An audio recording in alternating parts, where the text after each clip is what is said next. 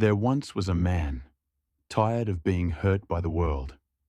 Every day he felt attacked, judged, disrespected. No matter where he went, someone had something negative to say. He carried their words like heavy stones. And every day, he grew angrier and angrier. One morning, he went to a wise master and said, "People insult me. They laugh at me. They talk behind my back. How do I stop getting angry? How do I stop feeling bothered?" The master listened quietly, then handed him a small, wrapped gift. "Take this," he said. "Walk through the village. Offer this gift to anyone you meet, confused, but obedient." The man went. He approached a villager. "Please take this." "No," the villager said, walking away. He tried with another, and another, and another. Some ignored him. Some laughed at him. Some looked at him like he was crazy. Hours passed. No one accepted the gift. Tired and frustrated, he returned to the master. "No one wanted it," he said. "They rejected me."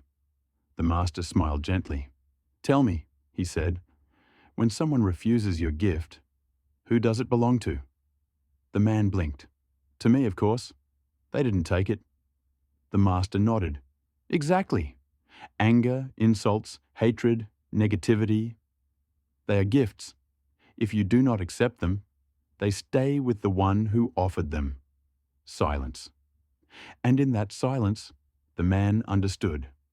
The world could throw anything at him. Insults, judgment, lies, opinions.